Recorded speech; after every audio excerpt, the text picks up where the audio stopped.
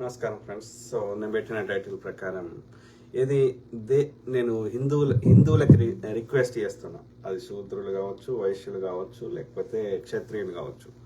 ఈ మూడు జాతులకి నేను దయచేసి ఎక్కువ నష్టపోతుంది. ఇక ముస్లిమ్స్, క్రిస్టియన్స్, అన్య మతస్థులు వాళ్ళ గురించి స్పెషల్గా చెప్పాల్సిన అవసరం లేదు.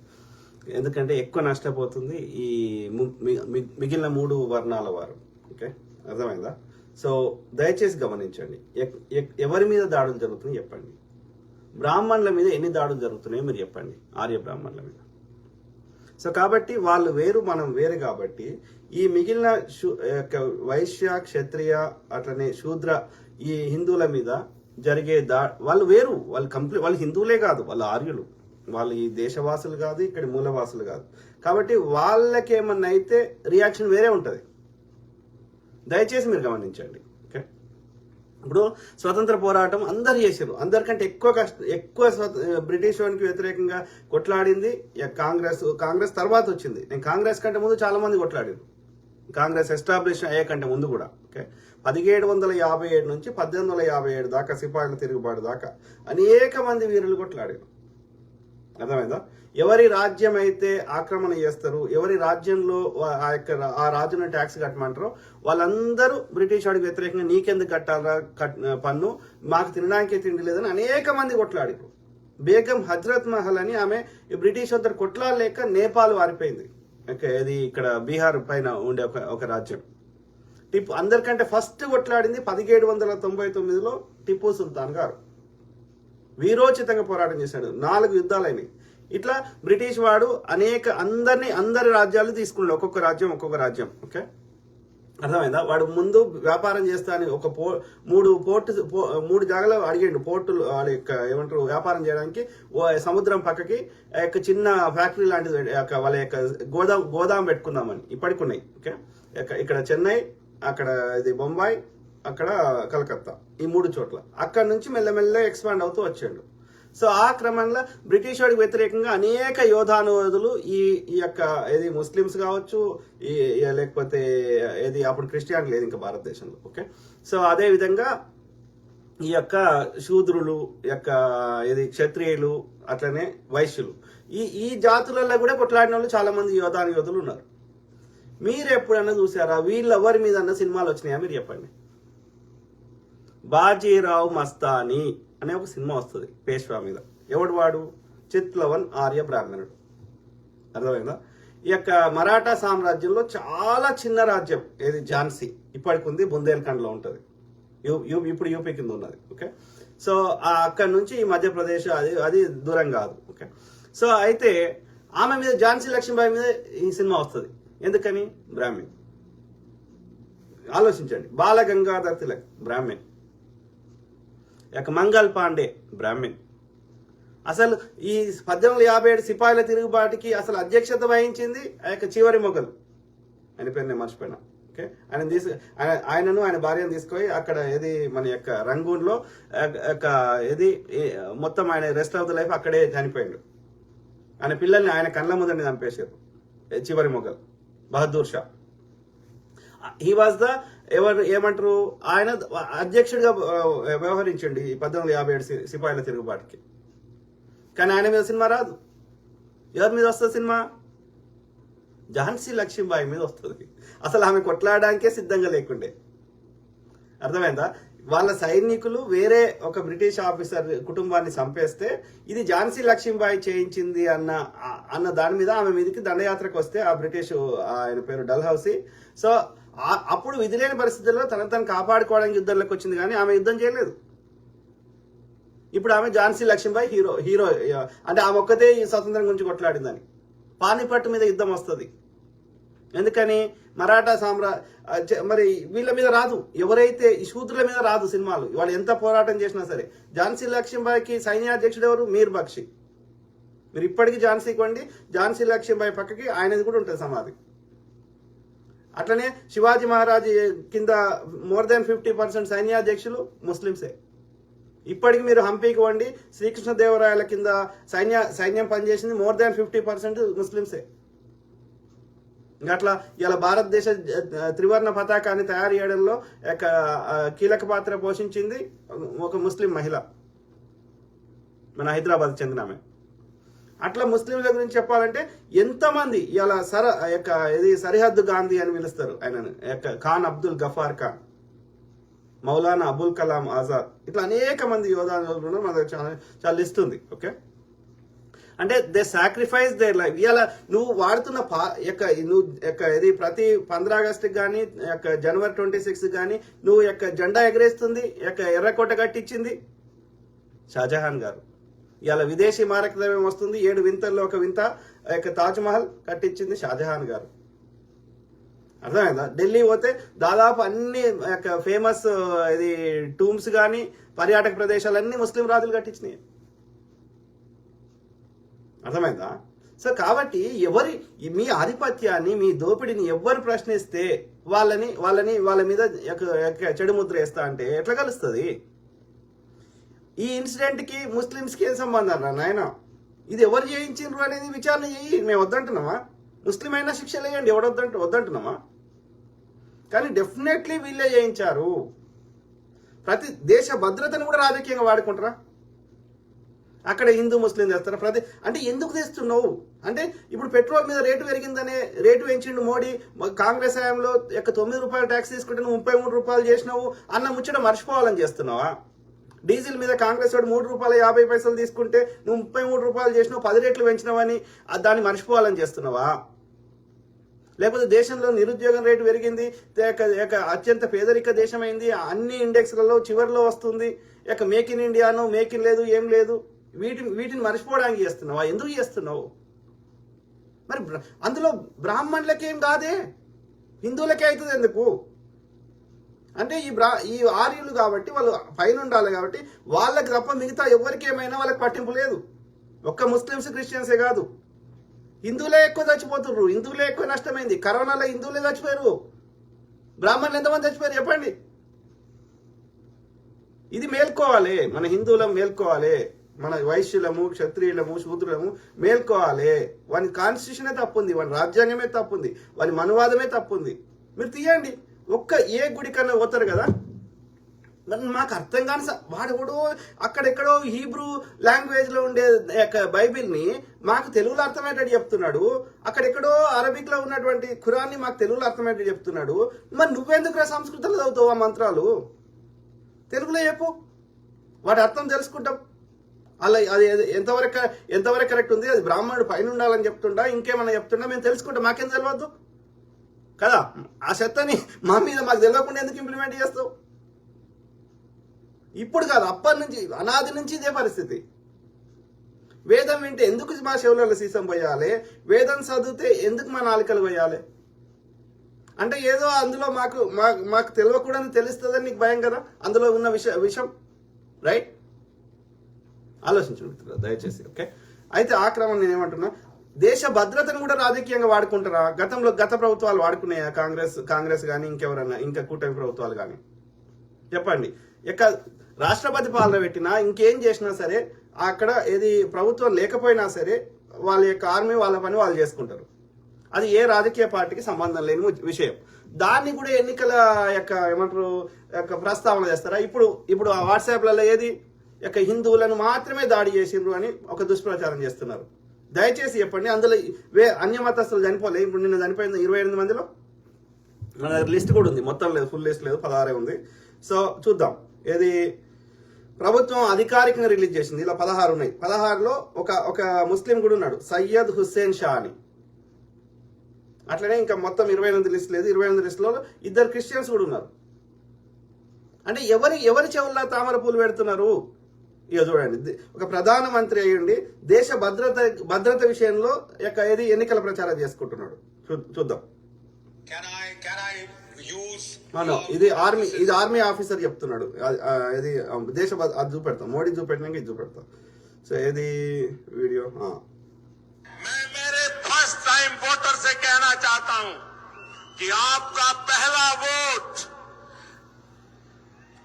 पुलवामा में जो वीर शहीद हुए, उन वीर शहीदों के नाम आपका वोट समर्पित हो सकता है क्या? नमस्ते जी, मैं सबसे पहले देश को दुखी कर देने वाली आज की सबसे बड़ी खबर, जम्मू कश्मीर के पहलगाम में एक हमला हुआ और आतंकी हमले में 28 लोगों की मौत हो गई। इन 28 సో అంటే నేను ఏమంటున్నా, గతంలో మీరు ఎప్పుడన్నా ఏ ప్రధాని అన్నా చూసారా ఏది నాకు ఆర్మీ రిలేటెడ్ ఈ సావుల మీద నాకు ఓట్లు కావాలని అడిగేవాళ్ళు, ఇంక్లూడింగ్ వాజ్పేయి గారు.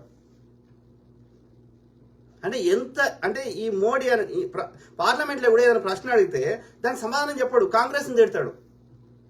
అరే వాడు చేసేది వాడు చేసిండు, వాడు నచ్చలేదు, నువ్వు వానికంటే గొప్ప చేస్తా అంటే నీకు అధికారం ఇచ్చారు, నువ్వేం చేసినావు చెప్పాలి, కానీ ఇంకా కాంగ్రెస్ని తిట్టాల్సిన అవసరం ఏమొచ్చింది? కాదు, నీకు మాలాంటి వాళ్ళని ప్రశ్నించడం నచ్చకపోతే నువ్వు దిగిపో, ఎవరుంటే వాళ్ళని ప్రశ్నిస్తావు. ఆలోచించండి మిత్రులారా. సో ఆ క్రమంలో ఏమంటున్నా, ప్రతిదీ రాజకీయం చేస్తున్నారు. రెండోది మా హయాంలో ఏమంటది నిర్మలా సీతారామన్ ఏమంటది చూద్దాం. ఏమంటది, we have not had one major terrorist attack in this country after 2014. Nirmala Sitharaman అప్పుడు డిఫెన్స్ మినిస్టర్ ఉండి ఇప్పుడు ఫైనాన్స్ మినిస్టర్ అయింది. ఓకే, 2014 నుంచి మన దేశంలో ఒక్క దాడి జరగలేదు అంటున్నారు. కాంగ్రెస్ హయాంలో కూడా కాంగ్రెస్ చెడ్డ పేరు చేయడానికి, హిందూ ముస్లిం ఇది పిచ్చిలేపడానికి వీళ్ళే చేసిండ్రు. కాకపోతే కాంగ్రెస్ ప్రభుత్వం విచారణ చేసింది, శిక్షలు అందరికీ వేసింది, ముస్లిం క్రిస్టియన్ హిందూ అని తేడా లేకుండా. అది కసబ్ కావచ్చు, లేకపోతే అఫ్జల్ గురు కావచ్చు, ప్రజ్ఞా సింగ్ ఠాకూర్ కావచ్చు. ఇది చట్టం తన పని తాను చేసుకుంది కాంగ్రెస్ హయాంలో. దోషులకు శిక్షలు పడ్డాయి, విచారణ జరిగినాయి, అది భక్తులు కావచ్చు. ఓకే, కానీ 2014 నుంచి ఇన్ని దాడులు జరిగినాయి, ఒక్క దాని మీద విచారణ జరగదు, దోషులకు శిక్షలు పడి. అంటే అర్థమైంది, అంటే కామన్ సెన్స్, ఈ సెంటిమెంట్ లేపాలి.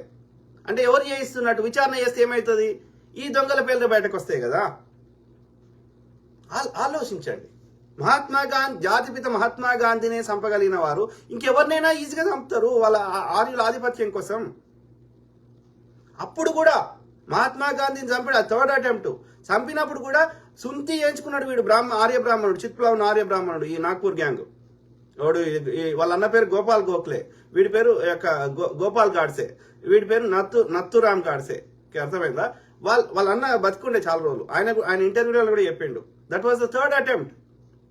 సో చేయించుకొని వాడు ముస్లిం లెక్క టోపీ పెట్టుకొని వచ్చి చంపి ఎవడు ముస్లిం చంపిండని ప్రచారం చేస్తూ వీధులలో స్వీట్లు పంచుకున్నారు మహాత్మా గాంధీని చంపి. అంటే ఎంత నీచపు వాళ్ళలో వీళ్ళ సంస్కృతి ఏంది. ఆర్యులు ఇప్పుడే ఇట్లా ఉంటే, ఈ స్మార్ట్ యుగంలో ఇట్లా ఉంటే, తరతరాల ముందు ఎంత ఘోరంగా మనని ఇబ్బంది పెట్టిరో మీరు దయచేసి గమనించాలి. మనం చాలాసార్లు చెప్పినాం, సతీసాగమనము, ఇట్లా బాల్య వివాహాలు, లేకపోతే అంటరానితనము, మూతికి ముంత, ముడ్డికి చీపురు, ఇట్లా చాలా చెప్పినాం. ఓకే, సో వాటిని మళ్ళీ మనం రిపీట్ చేయాల్సిన అవసరం లేదు, కానీ మనం ఇమాజిన్ చేసుకోవచ్చు. ఓకే, అంటే ఈ ఆర్య బ్రాహ్మణుల యొక్క ఖండకావరం ఎంత ఉంది తీయండి మీరు. ఇవాళ ఈ ఆర్యుల పుస్తకాలు, అవి హిందువుల పుస్తకాలు కాదు దయచేసి, వేదాలు, ఉపనిషత్తులు, ఇవేవైతే ఇవాళ హిందూ స్క్రిప్చర్స్ అంటారో కావు, అవి ఆర్యుల పుస్తకాలు. రామాయణం, మహాభారతం, భగవద్గీత, ఇంక ఏ పేరు అన్నబట్టి ఆర్యులే. అది చదవండి, ఇంక్లూడింగ్ భగవద్గీతలో కూడా అట్లే ఉంటుంది. అర్థమైందా? ఈ ఆర్యుడు గొప్పవాడనే ఉంటుంది. మీరు చూడండి, వర్ణ వ్యవస్థని పెంచి పోషించే విధంగానే ఉంటాయి. మీరు ఏ పుస్తకం చదవండి, చెత్త, ఆర్యుల చెత్త, అది మనది కాదు, మూలవాసులది కాదు. హింస మూలవాసులది కాదు, చంపుకోమని చెప్పది ఈ యొక్క హిందుత్వం. అర్థమైందా? హిందూయిజం నథింగ్ బట్ బుద్ధిజాన్నే వాడు హిందూయిజం అని పేరు పెట్టాడు, అంతే. సో అయితే ఇక చూద్దాం, కాలేదంటుంది కదా ఈ అటాక్లు. డిసెంబర్ 2014లో బెంగళూరులో బాంబు అటాక్ జరిగింది. ఓకే, ఇక పుల్వామా అటాక్ జరిగింది 2014లో. మణిపూర్ అంబుష్ జరిగింది 2015లో.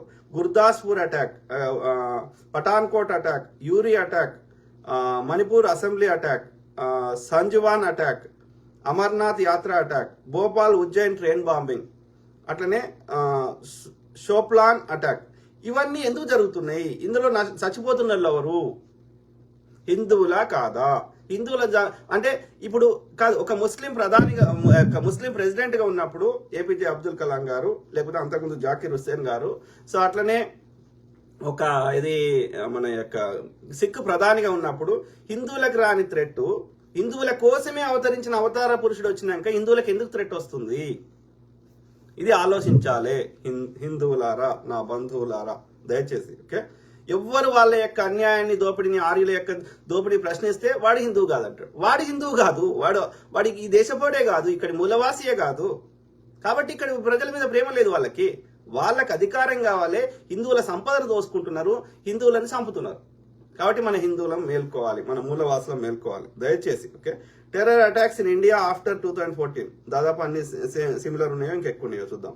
ఇది కత్వా ట్రక్ హైజాక్, తర్వాత భరండా మోర్ land mine explosion, Arnia suicide attack, Uri suicide attack, Kathua police station suicide attack. చూస్తారా మిత్రులారా, ఏది దేశం సురక్షంగా ఉంది వీళ్ళ చేతులు అంటున్నారు కదా, ఆ సురక్షంగా కావాల్సిన వ్యవస్థలు సంస్థలన్నీ పెట్టింది కాంగ్రెస్. మళ్ళా ఎన్ఐఏని స్థాపించింది మన డాక్టర్ మన్మోహన్ సింగ్ గారు. Okay, national investigation agency after Dilsukhnagar దాడులు జరిగిన తర్వాత. Okay, research and analysis wing ని ఏర్పాటు చేసింది ఇందిరాగాంధీ గారు. దేశాన్ని ఫస్ట్ న్యూక్లియర్ వెపన్ తయారు చేయించింది ఇందిరాగాంధీ గారు. ఓకే, మన పక్కకున్నటువంటి మన దేశాన్ని పాకిస్తాన్ని 2 ముక్కలు చేసింది ఇందిరాగాంధీ గారు. ఓకే, సో జలాంతర్గాములని మన దేశంలో మన ఆర్మీని చాలా బలోపేతం చేసింది ఇందిరాగాంధీ గారు, అన్ని ప్రధానులు, నెహ్రూ గారు, అట్లా. ఇంకా దాన్ని బలహీనం చేస్తుంది మోడీ గారు. ఓకే, అటు వాస్తవాలు బతుకుతాం. లాస్ట్ ఇప్పుడు ఆర్మీ ఆఫీసర్ చెప్పింది చూపెడతా. సో ఏది లాస్ట్ 3 years నుంచి 1.8 lakhs ఆర్మీ తగ్గిపోయింది సంఖ్య. ఆర్మీలకు జీతం ఇవ్వడానికి కూడా వీళ్ళకి మనసు ఒప్పుతలేదు. దేశ భద్రతను కూడా థ్రెట్ చేస్తున్నారు.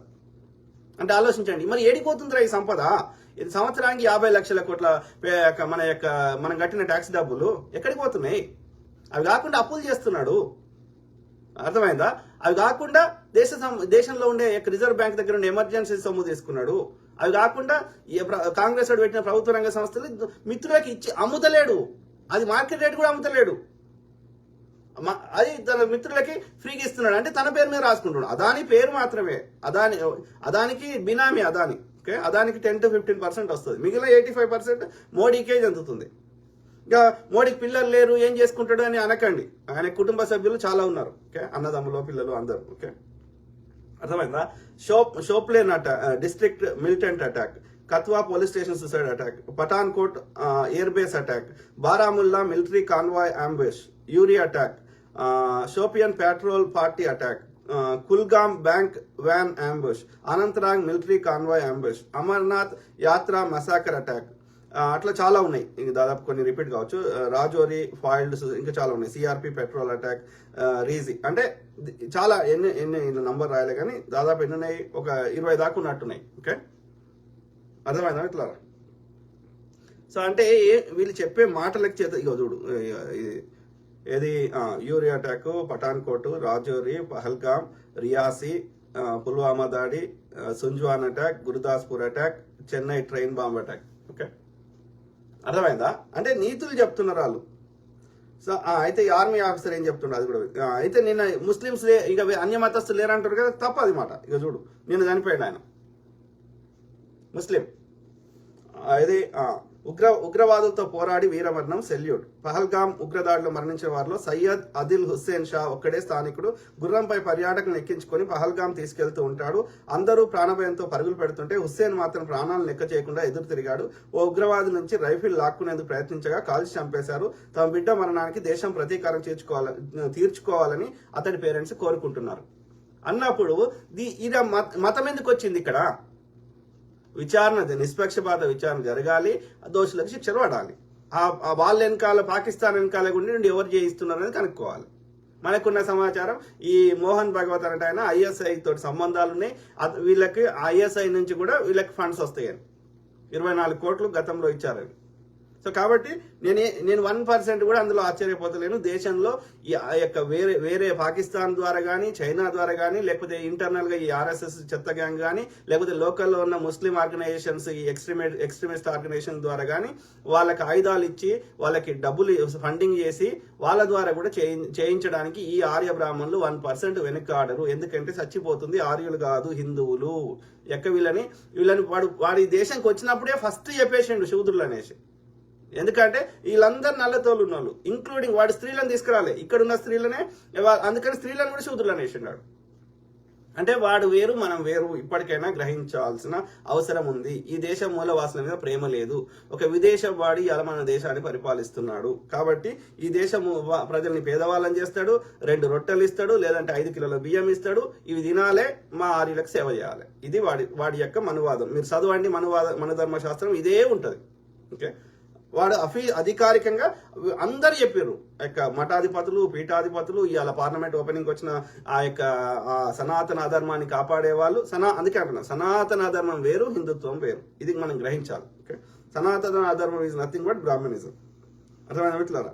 సో ఆ క్రమంలో ఏది ఆర్మీ ఆఫీసర్ ఏముంటుండో విందాం. During COVID, this army, for 3 years, there was no recruitment. Our forces were cut down by 1,80,000. Who did it? You saved money. You saved money to get these people killed, damn you. I fought in Kishtwar. 3 years, Arnab. We had that area totally under control. Now that poor sector 9 sector RR, those boys are being asked to look after 2 sectors because somebody felt manpower is not needed. Damn you! It's needed if you want to fight in the mountains. It's needed if you want to fight the terrorists in hills and mountains and jungles. It is needed if you've got a Bangladesh pain in the neck now, in addition to China and Pakistan. Which genius chose to cut this army down? For God's sake, smell the coffee. You've got wars coming. అర్థమైనా మిత్రులారా? So ఒక army officer అంత ఆక్రోషంగా, అంత బాధపడుతూ చెప్తున్నాడు అంటే అర్థం చేసుకోండి. ఆర్మీ రిక్రూట్మెంట్స్ ఎందుకు ఆపేసినావు? డబ్బులు సేవ్ చేద్దాం. ఎవరికి సేవ్ చేస్తావు? మేము కడతలేమా ట్యాక్సులు? లెక్క చెప్పండి. ఆ డబ్బులు ఏం చేస్తారో మీరు. వేరే ప్రభుత్వాలు, కాంగ్రెస్ కానీ ఇంకా వేరే ప్రభుత్వాలు ఇస్తే వాటిని ఉచితాలు అంటున్నారు. మరి ఉచితాలు ఇవ్వకుండా, ఎలాంటి రిక్రూట్మెంట్ చేయకుండా, ఎలాంటి ఉద్యోగాలు ఇవ్వకుండా ఎక్కడికి పోతున్నాయి ఈ డబ్బులు? అప్పు చేసినవి ఏడిపోతున్నాయి, మేము కట్టిన ట్యాక్సులు ఏడిపోతున్నాయి, ప్రభుత్వ రంగ సంస్థలు అమ్మితే వచ్చినాయి ఏడిపోతున్నాయి. అంటే ఎవరు దోసుకుంటారో గమనించాలి. గుజరాతీ నాయకులు, గుజరాతీ వ్యాపారులు, అట్లనే బీజేపీ ఆర్ఎస్ చెందిన ఆర్య బ్రాహ్మణులు. ఇది గ్రహించాలి. Okay, simple. అర్థమైందా మిత్రులారా? సో దీన్ని కూడా ఎన్నికల రాజకీయం కోసం వాడుకోవడం ఎంతవరకు కరెక్టో మీరు చెప్పండి. వీడియో ఎట్లా పోస్ట్ చేస్తారు వాట్సాప్లలో చూద్దాం. జమ్మూ కాశ్మీర్ లోని అనంతనాగ్ జిల్లా పహల్గామాలో ఉగ్రమూకలు జరిపిన దాడి తీవ్ర బాధాకరం. ఆర్టికల్ 370 రద్దు తర్వాత పర్యాటక రంగ వృద్ధిలో నూతన జవసత్వాలు నింపుకుంటున్న జమ్మూ కాశ్మీర్ అభివృద్ధికి ఇది ఆటంకం. ఉగ్రవాదులు హిందూ పర్యాటకులను మాత్రమే లక్ష్యంగా చేసుకుని దాడులు చేశారు. వారు కులం అడగలేదు, వారు ప్రాంతం అడగలేదు, వారు పార్టీ అడగలేదు. నీవు హిందువా ముస్లిమా అని మాత్రమే అడిగారు. హిందువైతే చాలు, నేరుగా చంపేశారు. ఉగ్రవాదులకు మతం ఉంది, ఉగ్రవాదానికి మతం ఉంది. వారి లక్ష్యం హిందువులు. హిందువులారా మేల్కోండి. ఇప్పటికైనా కలిసికట్టుగా ఉండకుంటే ప్రాణాలతో మిగిలం. హిందువులుగా పుట్టి సెక్యులరిజం ముసుగులో దాచుకుంటున్న హిందువులారా, ఈ రోజు జరిగిన మారణ హోమం తర్వాత కూడా మీ విధానాలు మారకుంటే తర్వాతి బాధితులు మీరే కావచ్చు. పారా హుషార్. మతోన్మాద ఇస్లామిక్ తీవ్రవాదుల చేత జమ్మూ కాశ్మీర్ మనం ఇవి కాకుండా మాలేగావ్, కోరేగావ్, భీమేగావ్ ఇట్లాంటి అనేకం చెప్పినాం. పండ్ల వ్యాపారం మీద దాడులు, ఇట్లా రకరకాలు చెప్పినాం. ఒక్క దాని మీద విచారణ ఎందుకు జరగదు? ముస్లింలు అయినా సరే విచారణ చేయండి, శిక్షలు వేయండి. హూ ఇస్ స్టాపింగ్ దాన్ని?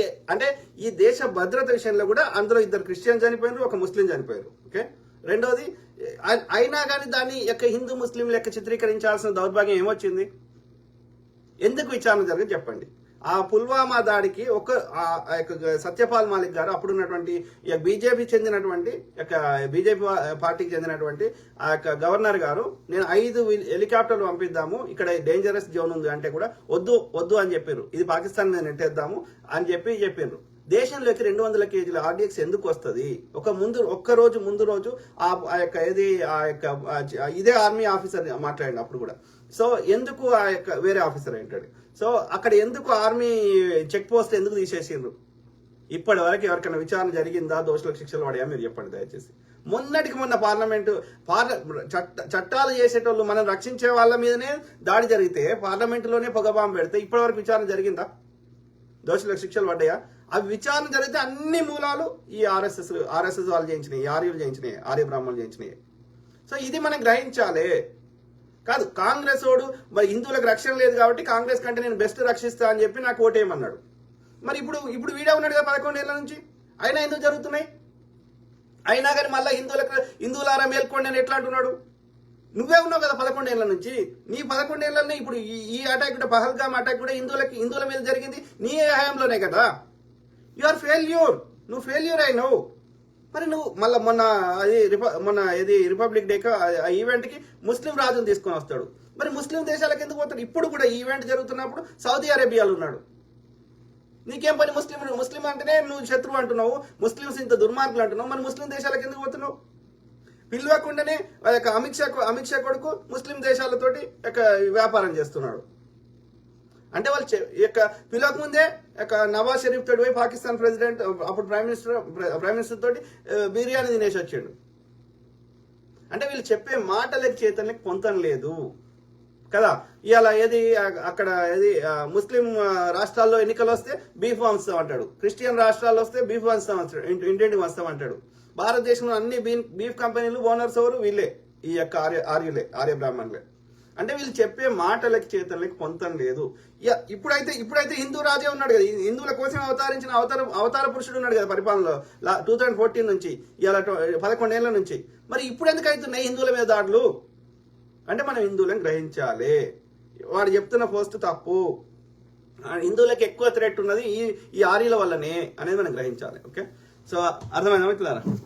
ఇంకా ఇన్వెస్టిగేషన్ ఇది ఎందుకు ఇది చేసి ఉంటారు ఈ ఆర్ఎస్ఎస్ వాళ్ళు, బీజేపీ ఆర్ఎస్ఎస్ ఎందుకు చేయించి ఉంటారు? ఇది వీళ్ళ అనుమతి లేకుండా అక్కడున్న పోలీసు వాళ్ళకి, అక్కడున్న ఆర్మీ బేస్ కి, ఈ యొక్క వీళ్ళ హోంశాఖ ఇంటెలిజెన్స్ కి తెలియకుండా ఏది జరగదు. ఓకే, భారతదేశంలో తుమ్మినా తగ్గిన వీళ్ళకి ముందస్తు ఇన్ఫర్మేషన్ ఉంటుంది. ఓకే, అర్థమైందా?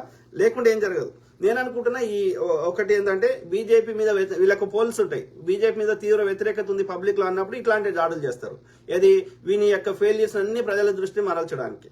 లేదు అంటే ఈ వక్ఫ్ బిల్లుకి వ్యతిరేకంగా అందరూ ధర్నాలు ఎజిటేషన్స్ చేస్తున్నారు దేశం అంతా. కాబట్టి దాని నుంచి దృష్టి మరల్చడానికి, ముస్లింల మీద ఇంకా కోపం తెప్పించడానికి అది కూడా చేస్తుండొచ్చు. ఓకే, ఆ రెండు కారణాలు ఉంటాయి. ఓకే, అర్థమైందా? ఇక సినిమాలన్నీ హిందూ ముస్లిం రిలేటెడ్ వస్తాయి. లేదు అంటే ఎవడన్నా బ్రాహ్మణుడు వానికి తెలిసో తెలియకో ఎవడన్నా 1% కష్టపడితే వాడిని 100% చూపెడతారు. మిగతా వాళ్ళు 100% కష్టపడ్డ మిగతా రిమైనింగ్ కమ్యూనిటీస్ వాడిని ఒవ్వని మీద సినిమాలు రావు. మీరు ఆలోచించాలి దయచేసి. ఓకే, ఇది అటాక్స్ కాంగ్రెస్ నో రిక్రూట్ అది మిత్రులారా మీ కామెంట్ చదువు.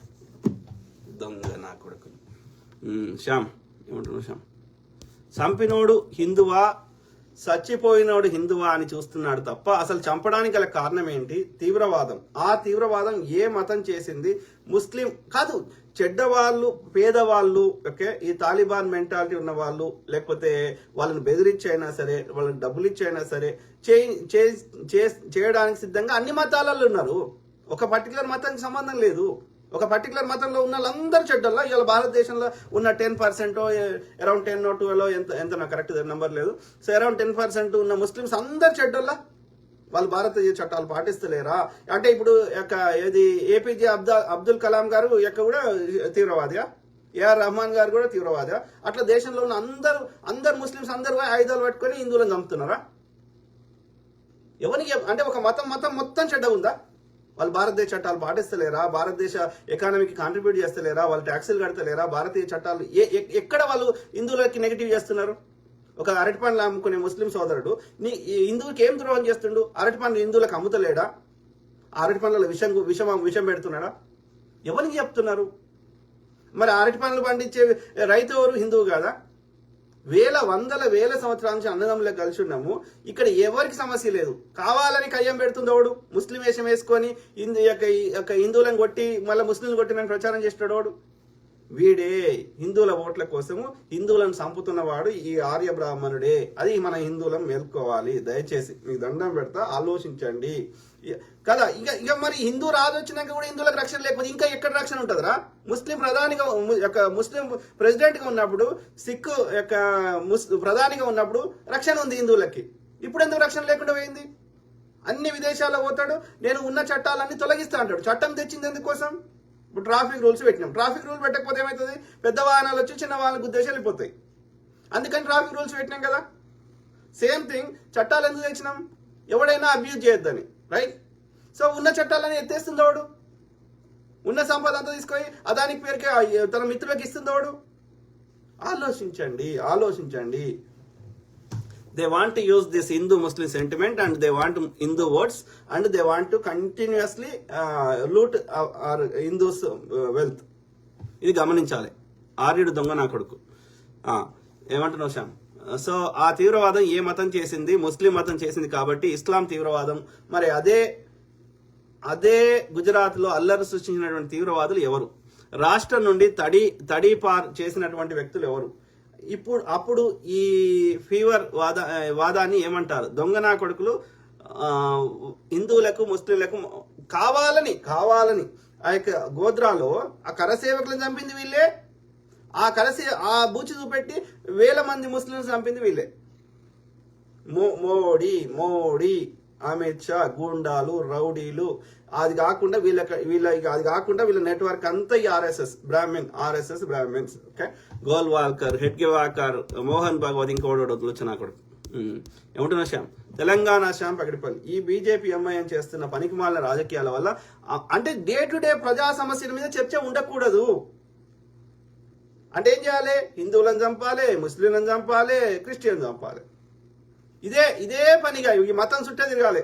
డే టు డే మళ్ళీ అందరి దగ్గర ట్యాక్సులు తీసుకుంటాడు. మనం ఏదైనా మళ్ళీ ఇంటికి నోటీసులు వస్తాయి, లేదంటే ఈడీ వాడు వస్తాడు, లేదంటే ఐటీడీ ఇన్కమ్ ట్యాక్స్ వాడు వస్తాడు. అక్కడ మాత్రం వదిలిపెట్టాడు. కానీ మనని మాత్రం ఈ పైసలకు లెక్క చెప్పురా అని అడగడానికి అవకాశమే ఇయ్యాడు. ఎవరినో ఈ డే టు డే ఎవరినో కొడతాడు, చంపుతాడు, కొట్టేసి మన దృష్టి ఇటే మరలుస్తాడు. వాడిని దోపిడీ చుట్టూ అడగొద్దు. మనం డే టు డే ప్రశ్నలు అడగొద్దు వాడిని. దుర్మార్గుడు. ఈ బీజేపీ ఎంఐఎం చేస్తున్న పనికిమాలిన రాజకీయాల వల్ల అమాయకమైనటువంటి మన హిందూ ప్రజలు, మన ముస్లిం ప్రజలు కొట్టుకొని చచ్చిపోతున్నారు, ముఖ్యంగా యువత. కాబట్టి మనందరం ఎడ్యుకేట్ చేయాలి శ్యామ్. ఓకే, మనలాంటి వాళ్ళము ఇంకా చాలా మంది తయారు కావాలి. ఈ బీజేపీ ఆర్ఎస్ఎస్ వాళ్ళ పెయిడ్ బ్యాచ్ మన దగ్గర దోసుకున్న సొమ్ముతోటి ఏం చేస్తుండు? ఒక 1% ఆఫ్ ద సొమ్ముతోటి ఇట్లా పెయిడ్ సోషల్ మీడియాని పెట్టి పొద్దుగాలేస్తే ఇవాళ భారతదేశంలో ఉన్న ఈ గోధి మీడియా కానీ, వాట్సాప్ యూనివర్సిటీ కానీ, వీళ్ళందరూ పెయిడ్ మీడియా. ఓకే, వాళ్ళు డబ్బులు ఇస్తున్నారు కాబట్టి వాళ్ళు ఆ చెత్త నింపుతున్నారు. కాబట్టి మనం ఇండిపెండెంట్ గా దేశం మీద ఉన్న ప్రేమతోటి నువ్వైనా నేనైనా మనలాంటి వాళ్ళం అందరం మాట్లాడుతున్నాం. కాబట్టి మనలాంటి వాళ్ళని కూడా ఇంకెక్కువ మందిని తయారు కావాలి వాళ్ళ చెత్తకి కౌంటర్ చేయడానికి. అప్పుడే మనము వాస్తవాలు తెలుసుకోగలుగుతాం. వాళ్ళ భ్రమలో హిందువులను పడకుండా కాపాడుకోగలుగుతాం. ఓకే, తెలంగాణ శ్యామ్ పగడిపల్లి. బీజేపీ పాలనలో రక్షణ ఉన్నది కేవలం అంబానీ అదానులకు మాత్రమే, దేశ ప్రజలు కాదు. Correct brother Shyam. ఒక పక్కన మనుషులు చనిపోతే ప్రతిపక్షాలు రాజకీయాలు చేస్తున్నాయి అని అంటున్నారు బీజేపీ వాళ్ళు. మరి ఇదే ఇప్పుడు వీడియో చూపెట్టిన అందులో ఒక ముస్లిం చనిపోయింది, 2 క్రిస్టియన్ చనిపోయినా కానీ హిందువులారా మేల్కోండి అనేది ఎవడికి రాజకీయం చేస్తుండు? ఉల్టా కోత్వాల్కో డాంటే అంటే ఇదే. హిందూ రాజే వచ్చినాక, హిందువుల కోసమే పుట్టిన అమ్మ కడుపులోకి వెళ్ళి పుట్టిన అవతార పురుషుడు వచ్చినాక హిందువులు ఎందుకు వస్తుండ్రు? ఇంకా కాంగ్రెస్ వాడు అంటే వాడు కాంగ్రెస్ కదా, వాడు ఉన్నప్పుడు దాడులు నువ్వే చేసినావు. వాడు విచారణ చేసిండు, దోషులకు శిక్షలు వేసిండు మతాలకు అతీతంగా. అయినా సరే వాడి మీద చెడు ముద్ర వేస్తున్నావు వాడు కాంగ్రెస్ అని. మరి నువ్వు హిందువుల కోసమే పుట్టినావు కదరా. 2014 నుంచి కాంగ్రెస్ అధికారం లేదు కదా, మరి ఎందుకు కాపాడలేకపోతున్నావు హిందువులకు? అసమర్థుడివా? కొజ్జా నా కొడుకువా? మోడీగా నా కొడుకువి? ఈ ఆర్ఎస్ఎస్ ఆర్య బ్రాహ్మణులు కొజ్జా నా కొడుకులా? చెప్పాలి. వాడు సావర్కర్ అంటాడు, నిజంగా వాడు పుస్తకం రాసుకున్నాడు ఆటోబయోగ్రఫీలో. నేను బీఫ్ తింటాను, నేను కొజ్జా నా కొడుకునని. చెత్త నా కొడుకులు. తెలంగాణ శ్యామ్ పగిడిపల్లి. ఒక పక్కన మనుషులు వీళ్ళకి ఎవడు ఆదర్శం? చదవండి మీరు, బంచ్ ఆఫ్ థాట్స్ అనే బుక్ చదవండి. హిట్లర్ ఆదర్శం. ఇట్లనే చేయబెడతాడు, వాడెట్లనే పెడతాడు. వాడి స్వస్తికి ఉంటది, వీంది స్వస్తికి ఉంటది. వాడు ఆర్యుడని చెప్పుకున్నాడు, వీడు ఆర్యుడని చెప్పుకున్నాడు. వాని ఆర్యుంది కల్తీ కావద్దని వేరే కశ్మీర్ లో ఉన్నటువంటి ఒక ప్లేస్ లో ఉండే ఆర్యులతో ఇప్పటికి ఒకటి ఉన్నది ప్లేస్. సో ఆర్యులు అని చెప్పి వాడు జర్మనీ వాళ్ళు ఇప్పటికి వచ్చి అక్కడ పిల్లలు అంటారు ఆ స్త్రీలతోటి. మా బ్లడ్ వేరే అంటాడు వాడు. వీడికి ఆదర్శం. వాడు చెడ్డేస్తాడు, వీడు చెడ్డేస్తాడు. మీరు హిట్లర్ చరిత్ర చదవండి, మీకు మైండ్ కెంప్ అనే ఒక పుస్తకం ఉంటుంది, చదవండి, మీకు మొత్తం తెలిసిపోతుంది. వాడు ఇంప్లిమెంట్ చేసిన అన్ని వీడు ఇంప్లిమెంట్ చేస్తుండు. అంతకుముందు ఉన్న జర్మనీ చరిత్రను మొత్తం తీసి పారేసిండు, అంతకుముందు ఉన్న పుస్తకాలు గాలబెట్టిండు. వాడు ఏమేం చేసిండో అదంతా ఉంటది. ఈ గోల్వాల్కర్ గారు రాసిండు పుస్తకం. ఈ RSS కి 30 ఏళ్ళ అధ్యక్షుడిగా ఉన్నాడు వాడు, ఈ ఆర్య బ్రాహ్మణుడు. వారి పుస్తకం చదవండి. బంచ్ ఆఫ్ థాట్స్ అనే పుస్తకం చదవండి, ఈ గోల్వాల్కర్ గారు రాసింది. అట్లనే ఆ యొక్క వాడు హిట్లర్ గారు రాసినటువంటి మైండ్ క్యాంప్ అనే పుస్తకం చదవండి. మీకు మొత్తం తెలిసిపోతుంది వీళ్ళ బతుకు, వీళ్ళ యొక్క ప్రణాళిక. అర్థమైందా? వాడు ఇట్లనే చెప్పేటప్పుడు దేశభక్తి పేరు మీద జర్మనీ ప్రజలను తప్పుదోవ పట్టించి జర్మనీని మొత్తానికి కోలుకోకుండా దెబ్బతీసాడు వాడు. సేమ్ డిట్టో ఫాలో అవుతున్నారు ఈ గాడి కొడుకు. మనం మేల్కోవాలి. ఒక పక్క మనుషులు చనిపోతే ప్రతిపక్షాలు రాజకీయాలు చేస్తాయని అంటున్నారు బీజేపీ వాళ్ళు. మరి ఇదే కాంగ్రెస్ పార్టీ అధికారంలో ఉన్నప్పుడు ఎటువంటి సంఘటన జరిగితే ఈ సన్నాసులు ఎందుకు రాజకీయం చేశారు? ఓహో, అప్పుడు సాయి సంసారి, ఇప్పుడు సాయి సంసారి లచ్చి దొంగ. మనం రాజకీయం చేస్తలేము, మనం న్యాయం అడుగుతున్నాం. న్యాయం అడిగితే మనం మత కల్లాలు అంటాడు, న్యాయం అడిగితే ఇది మనం రాజకీయం చేస్తున్నాం అంటాడు. మనం న్యాయం అడగొద్దా? మరి అప్పుడు కాంగ్రెస్ హయాంలో ఒక 5 పైసలు 3 పైసలు పెట్రోల్ మీద వేస్తే ఇదే వాజ్పేయి గారు పార్లమెంట్కి ఎట్ల బండి మీద వచ్చారు? అర్థమైందా? సో అట్లనే ఆ యొక్క సుష్మా స్వరాజ్ అయితే ఎంత గొడవ చేసింది మన ధరలు పెంచితే. ఢిల్లీలో మొత్తం బీజేపీ వాళ్ళంతా రోడ్ల మీద తిరిగిండ్రు, కూరగాయలు మెడలు వేసుకున్నారు. మరి మనం వాళ్ళంతా తీవ్రంగా కూడా చేస్తలేము. మనం జెన్యున్ కొట్ల ప్రశ్నిస్తున్నాం, జెన్యున్గా అడుగుతున్నాం. అయినా సరే మనం నోరు మూపించే ప్రయత్నం చేస్తా అంటే చెప్పండి. మనం రాజకీయం చేస్తలేం ఇక్కడ, మనం న్యాయం కోరుతున్నాం, విచారణ చేయమంటున్నాం. అది ముస్లిం అయినా సరే శిక్షలు వేయమంటున్నాం. చేయడు వాడు. What is the alternative? మీరు చెప్పండి, హానెస్ట్గా చెప్పండి. 11 ఏళ్ల నుంచి హిందువుల కోసమే అమ్మ గర్భంలోకి రాని, హిందువుల కోసమే అవతరించిన అవతార పురుషుడు వచ్చినాక హిందువులకు రక్షణ లేకుండా ఇంకా దాడులు జరుగుతుంటే ఇంకేం చేద్దాం చెప్పండి? మరి ముస్లిం ప్రధాని చేద్దామా, లేకపోతే సిక్ ప్రధాని చేద్దామా, ముస్లిం ప్రెసిడెంట్ చేద్దామా, మరి కాంగ్రెస్ నే చేద్దామా? What is the alternative? మీరు చెప్పండి. వాడి మీద చెత్త వాడు స్కాములు చేస్తున్నావు. మరి స్కాములు చేసినాడు, అన్ని కట్టిండు. నువ్వు నీతిమంతుడు ఏం కట్టినవరా అంటే ఒక్క నాగార్జున సాగర్ లాంటిది ఒక్క ఇరిగేషన్ ప్రాజెక్ట్ పేరు చెప్పరా మోడీ గారు కట్టిందంటే సమాధానం లేదు. ఒక IIT పేరు చెప్పరా అంటే సమాధానం లేదు. మరి పైసలు అడిగిపోయినారా అంటే చెప్పడు. మరి స్కాములు చేసినాడు RTA చట్టం చేయడు కదా, RTA చట్టాన్ని చుట్టూ పడుస్తున్నది. అంటే వీడు చెప్పే మాటలకి చేతనలకి పొంతం లేదు. ఇది మనం గ్రహించాలి, ఇది మన హిందువులను గ్రహించాలి.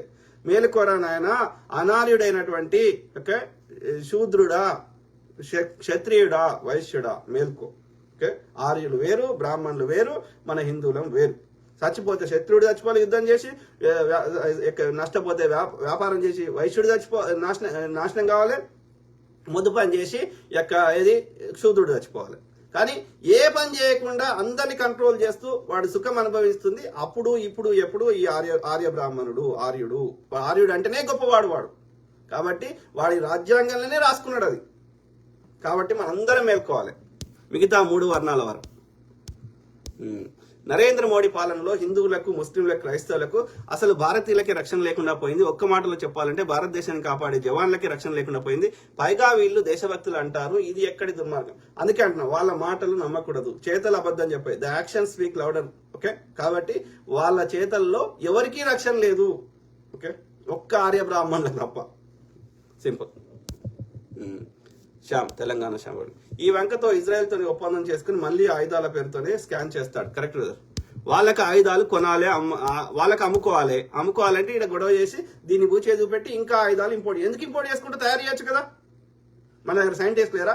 ఆ కంపెనీలో, ఆ డిఫెన్స్ కంపెనీలో పనిచేస్తున్నారో మనోళ్ళే కదా. మనకి రీసెర్చ్ ఇన్స్టిట్యూట్ లేవా? నెహ్రూ గారు అన్ని పెట్టినరు. ఏది ఇస్రో ఉంది, DRDO ఉంది, DRDL ఉంది. మన సైంటిస్టులకు తయారు చేసే శక్తి లేదా? ఇది చంద్రుని మీదకి మనము చంద్రయాను పంపించగలుగుతున్నాం, రాకెట్లను పంపించగలుగుతున్నప్పుడు ఆయుధాలు తయారు చేసుకునే శక్తి లేదా మనకి? అంటే కాదు. You don't want to do that. Telangana శాంపతి అసలు బీజేపీ అధికారం ఉండగా టెర్రరిస్టులు మన దేశం పైన దాడి చేస్తే బీజేపీ నిరసన తెలియజేస్తుంది ఏంటి? ప్రతిపక్షాలు కదా తెలియజేయాల్సింది. అంటే వాళ్ళకి ఏం చేస్తున్నారు, వాళ్ళకి ఏం చేస్తుండ్రో ఏం చేయాలనో తెలియని దుస్థితులకి చేరిండ్రు వాళ్ళు. ఓకే, అశోక్ ఏమంటున్నారు? అశోక్ జ్ఞాత. కరెక్ట్. పర్షియా దేశం నుంచి మా దేశం వలస వచ్చిన దొంగ బాడకావులు ఇప్పుడు మమ్మల్నే బానిసలుగా చేసి వాళ్ళు అధికారం చెలాయిస్తున్నారు. దొంగ నా కొడుకులు వీళ్ళే సంకర జాతిగాళ్ళు, వంకర బుద్ధిగాళ్ళు. 100% అంగీకరిస్తా. అలా 1% కూడా ఇది మనకు వాస్తవాలైతే ఏ మార్చలేరు కదా. ఆ యొక్క మనం అనుభవిస్తున్న ఆ యొక్క అన్ని రకాల బాధలను అయితే మనం ఇప్పుడు పెట్రోల్ మీద ఎవరు ట్యాక్స్ కడుతున్నాడు? వాళ్ళ ఎంత బ్రాహ్మణుల పర్సంటేజ్ ఎంత? మనమే కదా ట్యాక్స్ కడుతుంది. తెలంగాణ శాంపగిడిపల్లి అన్న సంపినోళ్లే సంతాప సభలు జరుపుతారు అంటే ఇదెక్కడి మార్గం? అంటే వాళ్ళకి మనకి ఏమర్థమవుతుంది? వాళ్ళకి అధికారం కావాలి, దాచుకోవాలన్నా అధికారం కావాలి, దోసుకోవడానికి అధికారం కావాలి. అందుకోసం ఏం చేయమన్నా అది చేస్తారు అనేది మనం ఇక్కడ గ్రహించాలి. సింపుల్. ఎవరు? రాజేష్ చౌహాన్ శంకర జాతి వాళ్ళు. అశోక్ న్యాత అవునన్నా ఈ బాడకావులు ఇప్పుడే ఇట్లా ఉంటే అనాదిగా మన జాతులను ఎంతగా మోసం చేసి అణిచివేసి ఉంటారో అర్థమవుతుంది. వీళ్ళు అధికారం కోసం ఎంత నీచానికైనా ఒడగడతారు. 100% నేను అనుభవించాను, అట్లనే అబ్జర్వ్ చేశాను. ఏమంటున్నాను madam? Doctor Sudharani Alamanda. The true leader will never involve religion in government. This reflects their immaturity, lack of knowledge and greed for power. 100% madam, 100%. Okay, agree. Ashok Nyatha. ఈ గుజరాత్ ఆర్య బ్రాహ్మణ ఆధిపత్యం మా మీద, ద్రవిడ జాతి మీద చెల్లదు. అందుకే సౌత్ ఇండియాలో వస్తలేరు బ్రదర్. కానీ పాపం నార్త్ ఇండియాలో అమాయకులు ఉన్నారు, ఎడ్డి గోదలు ఎక్కువ ఉన్నారు. మనకి ఇంతో అంతో చైతన్యం ఉంది. ఆ ఎడ్డి గోదలకు కూడా సరిగ్గా చెప్పేటోళ్ళని లేరు. ఆ చెప్పేటోళ్ళని కూడా అక్కడ ఇబ్బంది పెడుతున్నారు. సో ఇది అక్కడ కూడా వాళ్ళని చైతన్యం చేయాల్సిన అవసరం ఎంతైనా ఉంది. అశోక్ న్యాత. జై ద్రవిడ జాతి, జై ద్రవిడ నేల, జై జై ద్రవిడియన్. Yes brother. ద్రవిడి అనేది నథింగ్ బట్ ద్రవిడ అంటే సౌత్ అని అర్థం, దక్షిణ్. ఓకే, దక్కన్ అది ఏ పేరు పెట్టినా అది సౌత్ అని అర్థం, అంతే. అశోక్ న్యాత. బీజేపీ వాడు దేన్ని అయినా ఎన్నికల కోసం వాడుతాడు, సెంటిమెంట్ ని రాజేసి ప్రజల్ని హౌలేగాళ్ళం చేస్తున్నాడు. కాబట్టి మనము ఆ ఉచ్చులా పడకూడదు. అంటే వాస్తవాలతోటి డేటాతోటి ప్రజలను చైతన్యం చేయాలి. చేస్తుంటే అట్లాంటి వాళ్ళని చంపేస్తారు. ప్రవీణ్ పగడాల బ్రదర్ కావచ్చు, ఇంకో బ్రదర్ కావచ్చు, కత్తి మహేష్ బ్రదర్ కావచ్చు, ఇంకా ఎవరైనా సరే. ఈవెన్ జర్నలిస్టులను కూడా అరెస్ట్ చేస్తారు కదా, కమ్యూనిస్టు నేతలను అరెస్ట్ చేశారు కదా. 20 ఏళ్ల కింద ఏదో మాట అన్నదని చెప్పి ఆమె పేరేంది అరుంధతి రాయ్ని, ఆమెకు నోటీసులు పంపించారు కదా. సో ఎవరినైనా ఎవ్వరు ఇప్పుడు ఆ యొక్క ఛత్తీస్గఢ్ అడవుల్లో ఉన్న ఖనిజాలను దోసుకోవాలి, అదానికి అంబానీ పేరు మీద దోసుకోవాలనడానికి అక్కడ ఆపరేషన్ కగారు పేరు మీద, నక్సలైట్ల ఏరువేత పేరు మీద మొత్తం గిరిజనులు చంపేస్తున్నారు. ఎందుకంటే ఆ గిరిజనులు అడ్డుపడుతున్నారు అది తీసుకోకుండా. అంటే దుర్మార్గులు, దుష్టులు, నీచులు, నికృష్టులు, ఇంకా భూమి మీద ఎలాంటి తిట్లున్నా ఇవన్నీ ఈ దుర్మార్గులకి పోతాయి, ఈ ఆర్య బ్రాహ్మణులకి.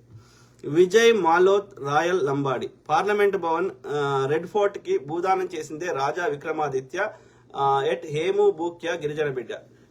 కావచ్చు బ్రదర్, అయినా సరే భూమి ఒకటి ఉంటే సరిపోదు కదా. ఇప్పుడు కూడా భూమి ఉంది కదా, అవి కట్టింది ఆ ముస్లిం రాజులు ఎత్తుకోవలే కదా. కానీ ఇవాళ తాజ్ మహల్ అనేది ప్రపంచంలోనే ఒక పేరుగాంచిన 7 వింతల్లో ఒక వింత కదా, రైట్? భారతదేశానికి విదేశీ కరెన్సీ మారక ద్రవ్యం వస్తుంది కదా. షాజహాన్ గారు ఎత్తుకోవాలి కదా. ఒక జాతి మీద ఎందుకు అంత కక్ష కట్టుకొని అదే పనికి ఎందుకు పెట్టుకోవాలి? అభివృద్ధి అయ్యి కాంగ్రెస్ వాడు 4 ఇరిగేషన్ ప్రాజెక్ట్స్ పెడితే నువ్వు 10 కట్టు, నీకే ఓటేస్తారు. హిందువులే పోనీ, నువ్వు హిందువుల కోసమే పుట్టిన అంటున్నావు కదా. హిందువులు 84% మంది హిందువులే ఉన్నారు కదా. హిందువుల యొక్క ఆర్థిక స్థితిగతులు కాంగ్రెస్ హయాంలో బాగున్నాయా, 2014 కంటే మంది బాగున్నాయా, ఇప్పుడు బాగున్నాయా? మీరు చెప్పండి. ఇలా కాంగ్రెస్ హయాంలో డాలర్ ఎంత రేట్ ఉండే, ఇవాళ ఎంత రేట్కి వచ్చింది డాలర్ ఎక్స్చేంజ్? బంగారం అప్పుడు ఎంత రేట్ ఉంది, ఇవాళ ఎంత రేట్ ఉంది?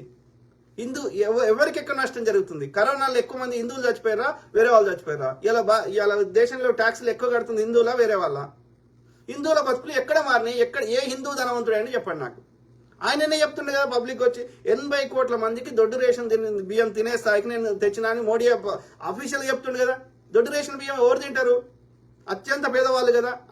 అంటే అందరినీ పేదవాళ్ళని చేసినామని అర్థం కదా. నోట్ల రద్దు చేసినాక ఎక్కువ వ్యాపారాలు కోల్పోయింది, వ్యాపారాలు మూసిపోయింది, లేకపోతే నష్టపోయింది ఎవరు? హిందువులా కాదా? చెప్పు బ్రదర్. ఇక వాట్ ఈస్ నాకు చెప్పు, నువ్వు చెప్పు. విజయ్ మాలోత్ రాయల్ లంబాడి బ్రదర్, 11 ఏళ్ల నుంచి హిందువుల కోసమే పుట్టిన అవతార పురుషుడు వచ్చినాక హిందువులను అన్ని రకాలుగా అంగర్ ఇండెక్స్ లో అన్నిట్లలో యొక్క పేదరికంలో లేకపోతే యొక్క 5 కిలోల దొడ్డు రేషన్ బియ్యం తీసుకునే స్థాయికి వచ్చినాక లేకపోతే హిందువుల మీదనే ఉగ్రదాడులు జరిగినాక ఇంకా మరి మనకి వేరే ఆల్టర్నేటివ్ ఏముంది చెప్పు ఇక ఇంకెవరిని ప్రధాని చేద్దాం చెప్పి ఇక మరి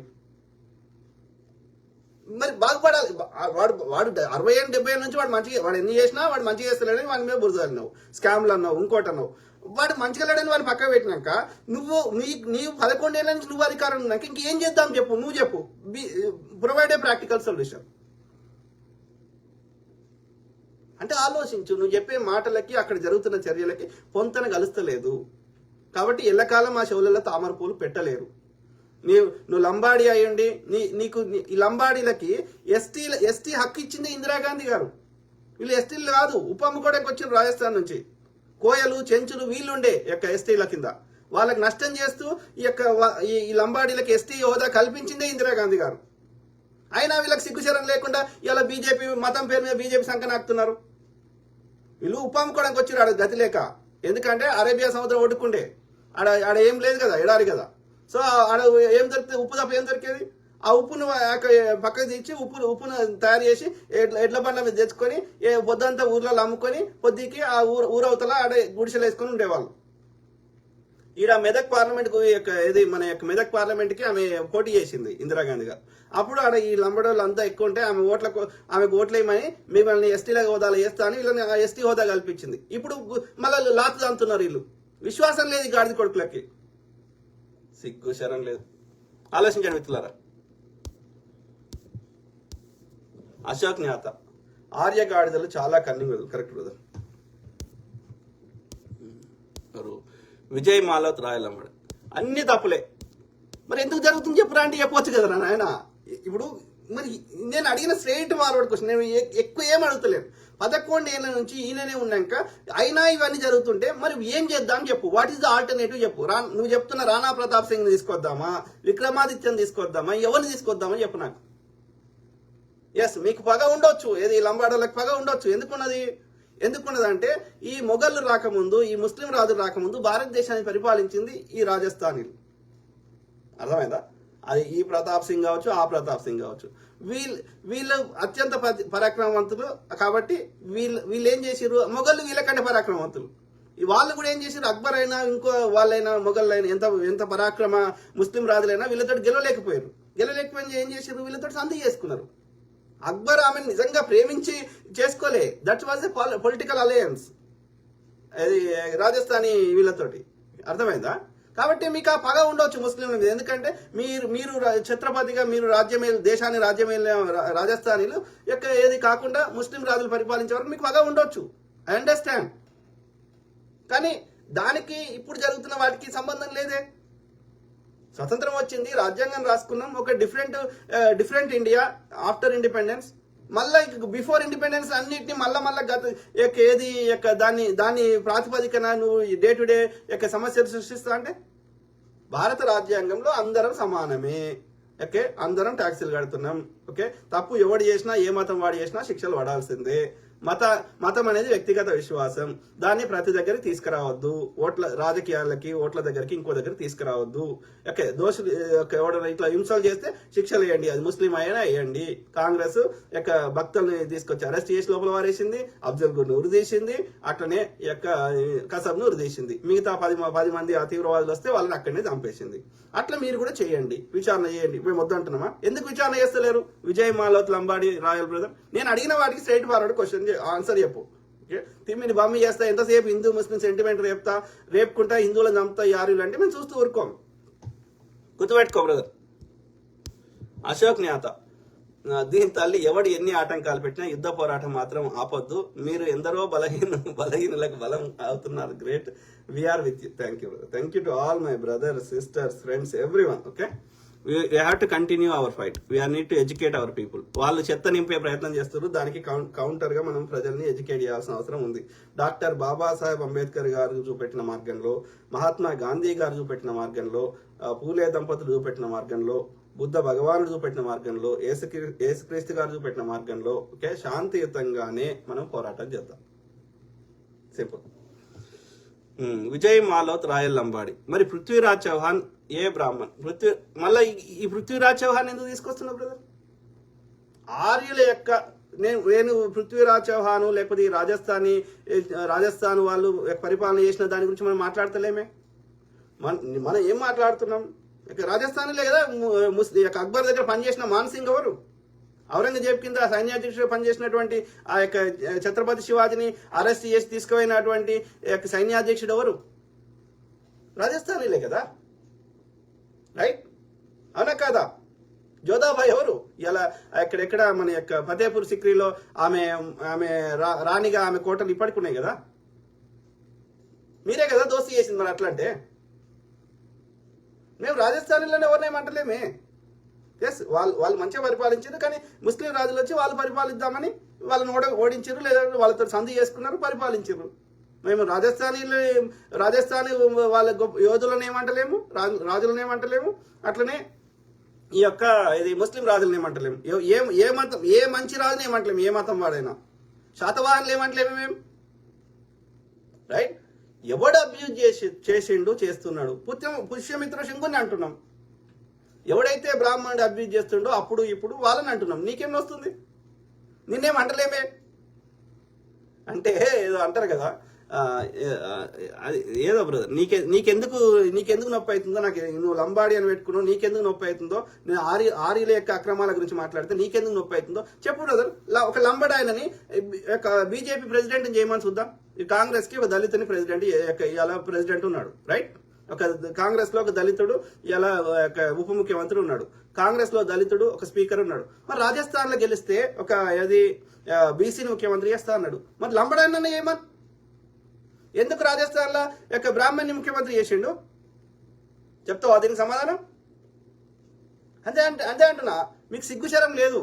కొంతమంది లంబడోళ్ళకి సిగ్గుశరం లేకుండా పోయింది. కాంగ్రెస్ లో కూడా లంబడోళ్ళు చాలా మంది ఉన్నారే.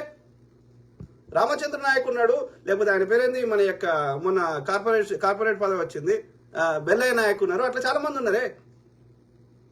అలా కొంత నీలాంటి వాడు చెడబుట్టిండు కొంతమంది. ఆలోచించుకో బ్రదర్. మీకు ఎస్టీ హక్కును కల్పించిందే కాంగ్రెస్ రా అయ్యా.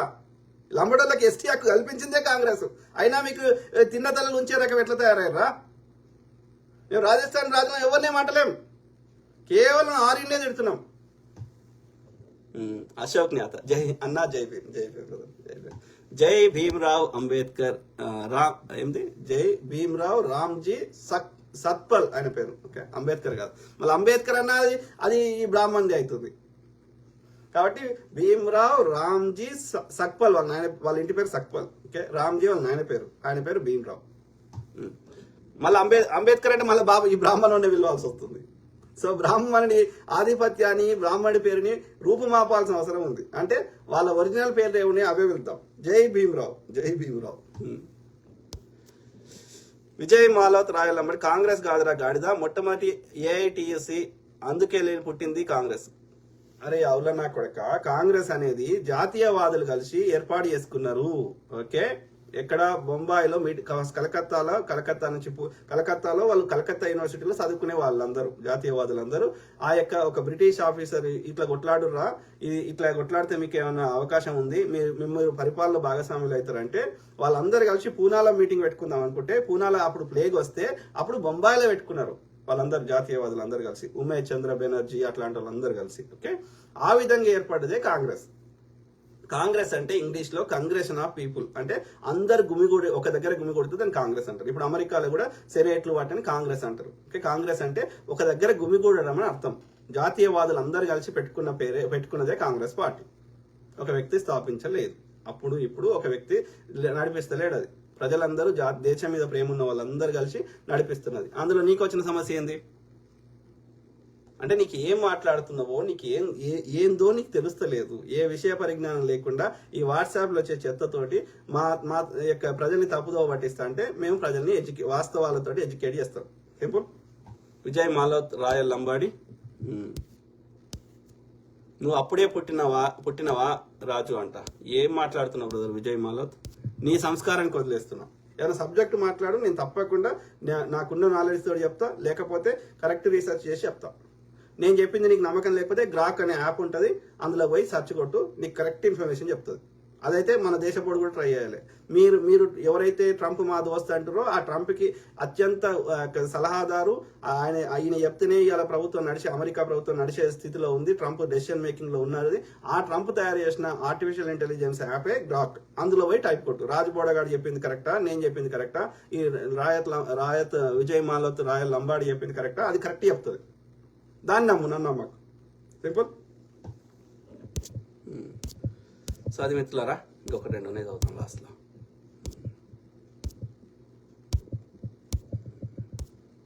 చాలా ఉన్నాయి కామెంట్స్. శ్యామ్ ఏమంటున్నారు? నరేంద్ర మోడీకి రక్షణ ఉంది కానీ దేశ ప్రజలకు రక్షణ లేదు. నరేంద్ర మోడీ మన పన్నులతో ఆయనకు భద్రత కల్పించుకుంటున్నారు. ఒకటా రెండా, ఎంత 12,000 కోట్ల విమానం కొనుక్కున్నాడు. అర్థమైందా? ఒక 8,000 కోట్లు అనుకుంటా, 12 కోట్ల ఎస్సీవీ కొనుక్కున్నాడు. ఓకే, రోజుకు 10 లక్షల సూట్ల చొప్పున 4-5 మారుస్తాడు. ఇక విదేశీ ట్రిప్పులు ఎన్ని దేశాలకు తిరిగిండు, మనది పైసలే అక్కడ ఇచ్చేసి వచ్చినా కానీ ఇప్పటి వరకు ఒక్క దేశంతో ఒక డీల్ చేసుకురాలి. ఎందుకు పోతుండో చెప్పండి. ఎంజాయ్ చేయడానికి పోతున్నాడు ఆయన, లేదు అంటే అదాని కాంట్రాక్ట్లు ఇప్పడానికి పోతుండే, ఎయిర్పోర్ట్ కాంట్రాక్ట్లు కానీ, ఎలక్ట్రిసిటీ కాంట్రాక్ట్లు కానీ, బొగ్గు కాంట్రాక్ట్లు కానీ. ఇది పరిస్థితి. అదాని పేరు అంటే ఆయన కోసం ఆయన పోతున్నాడు, ఆయన డీల్స్ కోసం. సో రక్షణ లేదు. నరేంద్ర మోడీ మన పన్నులతో ఆయన రక్షణ కల్పించుకుంటున్నారు కానీ ఎంజాయ్ చేస్తున్నారు. రక్షణే కాదు, is enjoying with our blood and sweat. మన రక్తం చెమటతోటి మనం కొనుక్కునే అరొక్క వస్తువు, పాలు, పెరుగు, చెప్పులు, ఇవన్నిటి మీద కట్టే జిఎస్టీ లేదంటే సేల్స్ ట్యాక్స్, దాని పైసలతోటి ఆయన రాజసుఖాలు అనుభవిస్తున్నాడు. అర్థమైందా? మనకు రక్షణ కల్పించడం లేదు. అలాంటప్పుడు ఈ నరేంద్ర మోడీ మనకి ఎందుకు రాజీనామా చేయాలి? మనల్ని మనం కాపాడుకుందాం ఉగ్రవాదం నుంచి. Correct brother, agri, totally agri. మనం చైతన్యం చేయాలి, మేల్కొల్పాలి హిందువులని. ఒక మతంలో మంచోళ్ళు, ఒక మతంలో చెడ్డోళ్ళు ఉండరు. కరెక్ట్, అన్ని మతాల్లో మంచి వాళ్ళు ఉంటారు, మెజారిటీ మంచి వాళ్ళు ఉంటారు, 1-2% చెడ్డ వాళ్ళు ఉంటారు ప్రతి మతంలో. ఓకే, సో అన్ని మతాల్లో చెడ్డవాళ్ళు ఉంటారు, అన్ని కులాల్లో మంచి వాళ్ళు ఉంటారు, అన్ని కులాల్లో చెడ్డవాళ్ళు ఉంటారు. కానీ బీజేపీ వాడు అలా చెప్పడు. మా మతం వాళ్ళు గొప్పలు, పరమత వాళ్ళు చెడ్డోళ్ళు, మా కులం వాళ్ళు గొప్పలు, మా వేరే కులం వాళ్ళు చెడ్డోళ్ళు, మా దేశం వాళ్ళు మంచి వాళ్ళు, మంచి మనుషులు, మా దేశాన్ని దోచుకునే పక్క దేశం వాళ్ళు చెడ్డోళ్ళు అంటాడు. వాడితోటి కూడా ఏం డీల్ చేస్తలేడు కదా, వాడితోటి కూడా చర్చలు చేయలేదు కదా, వాళ్ళతో చేయిస్తుంది కూడా వీళ్ళే అంట. నేను పాకిస్తాన్ తోటి, చైనా తోటి కూడా.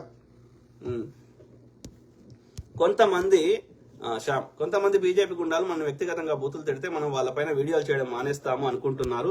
బూతులు తిడితే దానికంటే ఎక్కువ బూతులు తిడతాం, మంచిగా మాట్లాడితే మంచిగా మాట్లాడతాం. పిరికోళ్ళు అడిగిన వాటికి సమాధానం చెప్పకుండా తిడితే ఎవడు ఊరుకుంటారు, మళ్ళీ తిడతాం. వద్దు బ్రదర్ శ్యామ్, మనము తిట్టితే ఓకే, వాడు ఒక బురదల రాయేసినట్టు. ఓకే, మన బురదలు రాయేస్తే మన మీదనే పడుతుంది. కాబట్టి మనం ఎందుకు మాట్లాడుతున్నాం? మనకేం స్వార్థ ప్రయోజనాలు లేవు కదా. మన గోల్ ఏంది? మనం విషయం మాట్లాడాలి. నువ్వు బూతులు తిడితే నీ సబ్జెక్ట్ పక్కకు పోతుంది కదా, నీ ఫోకస్ అంతా బూతుల మీదకే వస్తుంది కదా. కాబట్టి నీ సబ్జెక్ట్ డీవియేట్ కావద్దంటే మనం బూతులు మాట్లాడాల్సిన అవసరం లేదు. ఏదో భావోద్వేగంలో ఒకటి రెండు అరా బాడకవు దేడుకవు ఇట్లా వాటికి దొరికితే దొరలని కావాలని పని కట్టుకుని అదే బూతులు తిడితే ఒక ఇన్స్టెంట్ కొంతమంది యూత్ చూస్తారేమో, కానీ ఇన్ ద లాంగ్ రన్ నీ సబ్జెక్ట్ డీవియేట్ అయిపోతుంది. ఇప్పుడు శ్రీరెడ్డి తిట్టినా ఎవడు చూడు, ఈ బట్టలు ఇప్పినా చూడు, ఎందుకంటే దాన్ని చూసి బోర్ అయిపోయారు. కాబట్టి బూతులు కాదు, మన సబ్జెక్టే మాట్లాడాలి. వాడు ఎంత రెచ్చగొట్టినా మన సబ్జెక్టే మాట్లాడాలి. గుర్తుపెట్టుకోసాం. ఓకే, కొంతమంది స్వార్థపరులు మీలాగా ఆలోచించరు. ఎందుకంటే భగత్ సింగ్ అందరికీ ఆదర్శమైన దండలు వేస్తారు, దండం పెడతారు, జోహార్లు చెప్తారు. కానీ అదే భగత్ సింగ్ మన ఇంట్లో పుట్టాలని ఒక్కడు కూడా కోరుకుంటే అప్పుడే మన దేశం బాగుపడుతుంది. ఇప్పటికైనా ప్రజలందరూ ఒక భగత్ సింగ్ లాగా తయారై ఈ గుజరాతీ ధరలకు వ్యతిరేకంగా పోరాటం చేయాలి. అప్పుడు బ్రిటిష్ వాళ్లకు భగత్ సింగ్ చేసినట్లు. కరెక్ట్, భగత్ సింగ్ అందరూ మహనీయులందరూ ఒక్కొక్కరు ఒక పంతా ఎంచుకున్నారు. కానీ ఆ యొక్క హింసాత్మక పంతా వల్ల ఎదుటివాడు అది చట్టాలకు నేరం కాబట్టి తొందరగా లోపల వారేయగలుగుతాడు. కాబట్టి శాంతియుతంగానే పోరాటం చేస్తే మనం కొంచెం టైం పడుతుంది, కానీ in the long run success అవుతాం. సింపుల్. భగత్ సింగ్ చూపెట్టిన ఆయన యొక్క ఐడియా ఏమంటారు, ఆయన యొక్క కాజ్ని ఆదర్శంగా తీసుకోవాలి, కానీ ఆయన పంతాని కాదు. ఓకే, ఇప్పుడు చంపిన వాళ్లకు రఘునందన్ పై ఏంది బ్రదర్ బెయిల్ తీసుకొచ్చి ఏదైనా బాధ్యతను అడ్వకేట్ గా నా పని చేశాను అంటాడేమో. ఎందుకంటే 15 నిమిషాల్లో అందరినీ చంపుతాని అన్నప్పుడు కాంగ్రెస్ ప్రభుత్వం వారిని జైల్లో పెడితే వాటిని బెయిల్ తీసుకొని వచ్చి ఇప్పుడు బీజేపీలో ఉన్న సనాతన అధర్మరక్షకుడు రఘునందన్ రావు, దుర్మార్గులు, అందరు దుర్మార్గులు వాళ్ళు, దోసుకునే మెంటాలిటీ వాళ్ళందరూ బీజేపీలో ఉంటారు లేదా బీజేపీతో దోస్తీ చేస్తారు. సింపుల్. తెలంగాణ శ్యామ్ పగిడిపల్లి, నరేంద్ర మోడీది కుటుంబ పాలన కాదు అని చెప్పా. అటువంటి వాళ్ళు నరేంద్ర మోడీ, బీజేపీలో కూడా చాలా మంది ఉన్నారు కదా కుటుంబ పాలన. నరేంద్ర మోడీ దేశ సంపద మొత్తం వాళ్ళ కులపోళ్ళకు దోచిపెడుతున్నాడు కరెక్ట్ అన్న విషయాన్ని తెలుసుకోలేకపోతున్నారు. కుటుంబం వేరు కులం వేరు అంటున్నారు. నరేంద్ర మోడీ కుటుంబ పాలన కాకపోతే మరి మాయావతి గారు కూడా కుటుంబ పాలన కాదు కదా. మరి ఆమె ఎందుకు ముఖ్యమంత్రి కాలేదు అంటే కింది కులాల సొమ్ముని పై కులాలకు దోచిపెట్టాలి, అంతేగాని కింది కులాలు బాగుపడదు. 100% బ్రదర్ శ్యామ్. సో నరేంద్ర మోడీ ఆయన అట్లా నటిస్తున్నాడు, ఆయన ఎంజాయ్ చేస్తున్నాడు, ఆయన దోసుకుంటున్నాడు. ఆ దోసుకున్నది మిగతా అందరికి చెందుతుంది, ఆయన కుటుంబ సభ్యులందరికీ చెందుతుంది ఆ ఆస్తి. 11 సంవత్సరాలలో 2 తెలుగు రాష్ట్రాలకు నరేంద్ర మోడీ ఇచ్చినటువంటి ఒక్క కేంద్ర ప్రభుత్వ సంస్థ లేదు. 42 కేంద్ర యూనివర్సిటీల్లో మొత్తం కాంగ్రెస్ వాడు పెట్టినవే. పైగా యూనివర్సిటీ భూముల గురించి వీళ్ళు మాట్లాడుతున్నారు. అప్పుడున్న ఏమైనా యూనివర్సిటీలు ఉంటే పేరు మారుస్తున్నాడు. వాడికి డబ్బులు ఇస్తలేడు, వాటికి ఏం చేస్తలేడు, పేరు మారుస్తుండు. అంటే ఎంత దుర్మార్గుడో మనం అర్థం చేసుకోవాలి. అంటే ప్రజల్ని ఏం మారుస్తారు వీళ్ళు దుర్మార్గులు. ఓకే, మోడీ తర్వాత యోగి వస్తాడంట. ఆయన వచ్చి కట్టలు కట్టిండు, ఆయన వచ్చి మూటలు ఇప్పుతాడు. వచ్చే ఎన్నికల్లో వీళ్లకు ఒక్క సీటు కూడా రాదు. వీళ్ళకి అర్థం కావట్లే ఎందుకు అనంటే రాముడు పేరు మీద రాజకీయం చేస్తే రాముడు పుట్టిన అయోధ్యలోనే ఓడించారు, అయినా సిగ్గు రావట్లేదు. వీళ్ళకు రాముడు బతుకుంటే బీజేపీ వాళ్ళని ఈ దేశం నుండి తరిమేసేవాడు. Could be. ఓకే, సో అది మిత్రులారా, ఇంకా చాలా ఉన్నాయి. డేనియల్ కుమ్మరి ఏమంటున్నారు, తెలంగాణ శ్యామ్ పగిడిపల్లి అన్న ఒక్కడు వచ్చాడు కామెంట్స్ లో. సాధి మిత్రులారా, దేశ రహస్యాల్ని టెర్రరిస్టులకు చేరవేస్తున్నాడని ఆర్ఎస్ఎస్ పైన అనేక ఆరోపణలు వచ్చాయి. కానీ ఆర్ఎస్ఎస్ పైన ఎటువంటి విచారణ చేయరు. ఇది భగవతి ఏమైనా మోహన్ భగవత ఏమైనా విచారణ అధికార ఆర్ఎస్ఎస్ పైన ఈ దేశం. Correct brother. డేనియల్ కుమ్మరి ఇక్కడికి కూడా ఒకడు వచ్చాడు అన్న లుచ్చ కొడుకు. Correct Daniel. సో కంప్లీట్ చేద్దాం. రాహుల్ తుమ్మ, ఇది నవంబర్ 26 అటాక్ జరిగిన తర్వాత కాంగ్రెస్ మినిస్టర్ రతన్ టాటాకి కాల్ చేసి తాజ్ ప్యాలెస్ టెండర్ రిక్వెస్ట్ అడిగాడురా లుచ్చ. చూపెట్టరా అయ్యా, ఎవడు అడిగిండో అడిగిండు అనుకుందాం. దాన్ని ఎందుకు అడిగిండో, రిపేర్ చేయడానికి అడిగి ఉంటాడు, తప్పేముంది. అది మొత్తం నాశనం పాడైపోతే నేను కాంట్రాక్టర్ వచ్చేసి నాకు అది రిపేర్ చేస్తా అంటే తప్పేముంది. Rahul Thumma, what is wrong in that? I don't understand. పాడైన దాన్ని బాగు చేస్తా నా కాంట్రాక్ట్ అని తాజ్మహల్ హోటల్ని అడిగితే తప్పేముంది. ఆయన ఏమి సినిమా తీయలేదు కదా రాహుల్ యొక్క మీ లెక్క చావా గీవా అని చరిత్ర మీద బురదాలుతూ కేవలం బ్రాహ్మణులని హైలైట్ చేస్తూ బాజీరావు మస్తాన్లు, పానిపట్టులు, చావాలు, కేజీఎఫ్లు తీయలే కదా సినిమాలు కదా. శవాల మీద పేరాలు ఏరుకోలే కదా. పాడైపోయిన ఆ హోటల్ని బాగు చేస్తా అని కాంట్రాక్ట్ అడిగితే తప్పేముంది. You should appreciate you for that. Okay కదా, అది దేశ ప్రైడ్ కదా. ఆ యొక్క ఈ దేశంలో ఉన్న ఇన్ఫ్రాస్ట్రక్చర్ నాశనం కాకుండా బాగు చేసుకోవడం మన ధర్మం కదా, తప్పులేదు కదా. అందులో విదేశీ యాత్రికులు అందరూ అలా అటాక్ చేసినప్పుడు విదేశీ యాత్రికులే ఉండే కదా ఎక్కువ మంది. సో కాబట్టి ఆ దేశానికి ప్రైడ్ ఉన్న వాటిని మనం కాపాడుకోవాల్సిన అవసరం ఉంది కదా. I don't understand. అంటే అందుకే అంటున్నా, మీ బ్రెయిన్ లో పెండ ఉచ్చది తాగుతారు కదా మీరు, అందుకని విసర్జక పదార్థాలు ఆవు తన యొక్క పాలను పారవస్తలేదు, ఆవు తన యొక్క రక్తాన్ని పారవస్తలేదు. ఎందుకంటే అవి ఎసెన్షియల్ ఫర్ ద బాడీ. అవి లేకపోతే ఆవు ప్రాణాలు కోల్పోతుంది. మీరు చెప్పిన ఉచ్చ పెండ మంచి అయితే ఆవు రక్తంలో ఉచ్చ కలపండి, ఆవు రక్తంలో యొక్క ఇంజక్షన్ లెక్క ఈ పెండ ఇవ్వండి, లేకపోతే నువ్వు ఎక్కించుకో. నీకు రోగాలు రాకపోతే అడుగు, చచ్చిపోకపోతే అడుగు. అది తిన్న ఆహారం కుళ్ళిపోతే అది యొక్క ఎరువుగా పనికి వస్తుంది, అలా నైట్రోజన్ ఉంటుంది తప్ప ఈ తిండి పెట్టేది నీకు క్యాన్సర్ తగ్గియదు. అది అంటే నీ బ్రెయిన్ చచ్చిపోయింది. ఆవు పెండ ఉచ్చ తాగి విసర్జక పదార్థాలు, ఫంగైలు, బ్యాక్టీరియాలు, వైరస్లు ఎక్కించుకొని మీ బ్రెయిన్ పాడైపోయింది. మీరు ఏం మాట్లాడుతున్నారు? మీకు లాజిక్ లేకుండా మాట్లాడుతున్నారు. కాబట్టి మీ పెండ బ్యాచ్ విసర్జక పదార్థాలని ఎట్లయితే ఆవు విసర్జిస్తుందో ఈ విసర్జక పదార్థాలని పూసుకో రాసుకో అని చెప్పేటువంటి విసర్జక పదార్థాలతో కూడినటువంటి ఉచ్చ పెండ బ్యాచ్ అయిన బీజేపీ ఆర్ఎస్ఎస్ ను విసర్జిద్దాం. ఆలోచించండి నా హిందూ సోదరులారా, బంధువులారా. ఆర్యులు వేరు, హిందువులం వేరు, ఇది గమనించాలి. డేనియల్ కుమారి ఇక్కడ చేయాలంటే తెలివి ఉండాలి, మరి వాళ్ళకి లేదు కదా. Correct brother. సో అదే మిత్రులారా, కొంతమంది ఉంటారు ఇక ఈ పెయిడ్ బ్యాచ్ ఉంటారు. ఇక వాళ్ళకి ఏంటంటే వాళ్ళకి అట్లా కామెంట్ పెట్టకపోతే, అట్లా చేయకపోతే వాళ్ళకి డబ్బులు రావు. కాబట్టి వాళ్ళు పెడతారు. అయినా ప్రజలకు అర్థం కావాలి కాబట్టి, వాడు చెప్పిన దానిలో ఎంతవరకు నిజం ఉందో అర్థం కావాలి కాబట్టి చదువుతున్నా. రాహుల్ తుమ్మ, కాంగ్రెస్ అందరూ స్కామర్సే కదా. మరి స్కామర్స్ అయితే ఆర్టీఐ చట్టం ఎట్లా చేస్తాడు నాకు చెప్పు. స్కామర్స్ అయితే నాగార్జున సార్ ఎట్లా కడతారు నాకు చెప్పు. ఐఐటీలు ఎట్లా పెడతారు నాకు చెప్పు. ఇలా మన హైదరాబాద్ చుట్టూ తీసుకున్న ఇక్రిసాట్ ఓడబెట్టిండో నాకు చెప్పు. డిఆర్డీఓ ఓడబెట్టిండో చెప్పు. డిఆర్డీఏలో ఓడబెట్టిండో చెప్పు. ఈసీఐలో ఓడబెట్టిండో చెప్పు. ఇక మిధాని ఓడబెట్టిండో చెప్పు. చెప్పు బ్రదర్. స్కాములు చేసినాడు గని చేస్తే మరి అలా నీతిమంతుడు అన్ని స్కాములు చేసినాడు గట్టి ఎందుకు అమ్ముతున్నాడు? ప్లానింగ్ కమిషన్ ఓడబెట్టిండు. ప్లానింగ్ కమిషన్ కింద భారతదేశం ఏ రంగంలో బలహీనంగా ఉందో ఆయా రంగాల్లో అన్ని రంగాల్లో ఓడగట్టిండు. నాగార్జున సాగర్, శ్రీశైలము, ఏది మన దేశంలో పోతే Damodar valley project, Bhakra Nangal project ఒక రాష్ట్రాల యొక్క రూపుగతిలే మార్చిందేవాడు. గ్రీన్ రెవల్యూషన్ తెచ్చిందేవాడు, వైట్ రెవల్యూషన్ తెచ్చిందేవాడు, సైన్స్ కాంగ్రెస్ అయ్యేటివి, టెక్నాలజీ తెచ్చిందేవాడు, వందల వేల రీసెర్చ్ ఇన్స్టిట్యూట్ పెట్టిందేవాడు. ఇలా బాబా అటామిక్ రీసెర్చ్ సెంటర్ పెట్టిందేవాడు. దేశాన్ని ఇది అటామిక్ న్యూక్లియర్ వెపన్ తయారు చేసిన దేశం పోఖ్రాన్లో తయారు చేసింది ఎవరు చెప్పు. స్కాములు చేసినాడు అన్ని చేయగలిగినప్పుడు నీతిమంతుడు ఇంకా వానికంటే ఎక్కువ చేయాలి కదా. అట్లా మోడీ గారు కట్టింది ఒక్క ఇరిగేషన్ ప్రాజెక్ట్ పేరు చెప్పు. నేను ఒక గుంతలన్న దుంకి చచ్చిపోతా. చెప్పురా రాహుల్ తుమ్మా. నువ్వు ఈవెన్ తుమ్మ చెట్లు కూడా విమానాల్లో గింజలేసి ఇలా తుమ్మ చెట్లు కూడా పెంచింది ఇందిరాగాంధీ గారు. ఇలా ఆడాడ తుమ్మ చెట్లు కనిపిస్తున్నాయి అంటే ఆ ఇందిరాగాంధీ పుణ్యమే. అంటే నీ పేరు పెట్టుకున్న ఆ తుమ్మ చెట్లు కూడా ఇందిరాగాంధీ గారు పెంచిర్రా. భూములు వంచి పెట్టిందిరా. పక్కా ఇల్లు లేకుండా దళితులకి గుడిసెలలో ఉంటుండే పక్కా ఇల్లు కట్టించిందిరా. లంబాడర్లకి ఎస్టీ రిజర్వేషన్ ఇచ్చిందిరా. అట్లా మోడీ గారు ఏం చేసిండే చెప్పురా తుమ్మగా. 11 ఏళ్ళ నుంచి ఈడే ఉన్నాడు. ఇంకా కాంగ్రెస్ ఎందుకు తిడతారా బోసుడికే? 2014 నుంచి ఈ బాడికే ఉన్నాడు కదా. 2014 నుంచి ఏం చేసిండో చెప్పొచ్చు కదా. వాడు మంచిగా లేడు, వాడు స్కామ్లు అంటేనే వాడిని పక్క పెట్టారు కదా. పక్క పెట్టిన గురించి ఇంకా మాట్లాడతామారా? చెప్పురా బోసుడికి.